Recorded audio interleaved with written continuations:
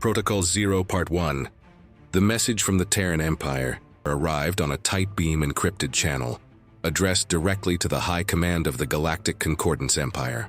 It was succinct, its language stripped of diplomatic niceties, cold as the void between stars. To the leadership of the GCE, your recent unprovoked attack on the Terran agricultural outpost on Viridia 4 resulted in the deaths of 47,832 non-combatants. This constitutes a direct violation of Terran Articles of War, Section 3, Paragraph 7, the sanctity of civilian life. Cease all such actions immediately. There will be no second warning. On the bridge of the GCE flagship, Indomitable Will, High Executor Zarthus allowed a smirk to crease his azure features. His large, black, liquid eyes scanned the message again. The GCE were a proud people, forged in hardship on their own gravitationally intense world. They saw the Terrans as soft, utterly dependent on their technological superiority, a race of frail tinkerers who hid behind walls of plasteel and impenetrable energy shields. They bleed and they die, Zarthus said to his council, his voice a low rasp. Their technology is a shell, and we have found a way to crack it. The secret was the Chronoton torpedo, a weapon born from a fluke of theoretical physics that the GCE scientists had stumbled upon. It didn't punch through shields. It briefly shifted them a microsecond out of phase with normal spacetime, allowing the explosive payload to pass through unimpeded. To the galaxy, it looked like the GCE was simply getting lucky. To Terran sensors, it was an anomaly they couldn't yet explain. Their below-average tech had found a singular, brilliant loophole. They warn us, Zarthus scoffed. They who have never known a day of true struggle. Their homeworld is a garden, ours is a forge. We will show them what real will to power looks like. His response was to select a new target. Not a military installation, but a symbol. Hope's Cradle, a deep space station dedicated to childhood education and development. A stellar nursery where the next generation of Terrans learned about the galaxy. It was a soft, indefensible target, chosen for that very reason. The attack was brutally efficient.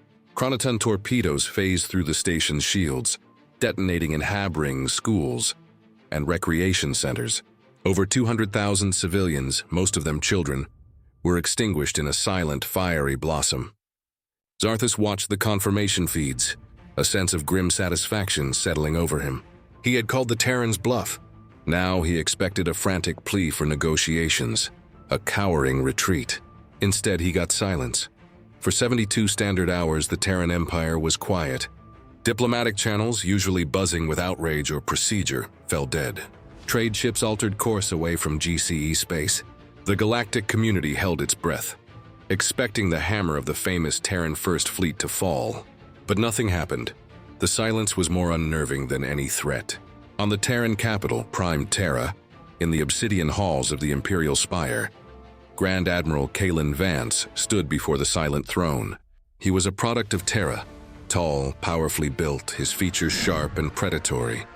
The galaxy saw men like him as strategists, chair-bound warriors. They had no idea. They have broken the Articles, Vance stated, his voice echoing in the vast chamber. They have murdered our young. From the shadows of the throne, a voice spoke, ancient and heavy with a weariness that predated the Empire itself. The pretense has served us for a millennium. It has allowed us peace, but the lie was always a fragile one. They believe we are weak, Vance said, a cold fire in his eyes. They have mistaken our restraint for inability. Then you are authorized, the voice from the throne commanded. Activate Protocol Zero. Let them see the truth of humanity. Let the galaxy remember why Terra is a death world. The concept of a death world was something of a romantic notion in the galaxy. A planet with slightly higher gravity, a few more predators. The GCE thought they understood. They were wrong. Terra was not merely dangerous. It was a planetary-scale crucible designed by a malevolent god. Gravity was 2.8 times standard. The atmosphere was a toxic, corrosive soup that only native life could breathe. The fauna was not just predatory. It was hyper-carnivorous, psionically laced, and existed in a state of perpetual, planet-wide war for dominance. Humanity had not evolved on Terra. They had survived it. They were not fragile scientists who built technology as a crutch. They were monsters who built technology as a leash, a way to restrain their own inherent nature. so they could interact with the softer galaxy around them. Thanks for watching Part 1 of Protocol Zero. If you would hit the like, share, and follow buttons, it really helps other sci-fi lovers find the page. Comment rules to be tagged in Part 2.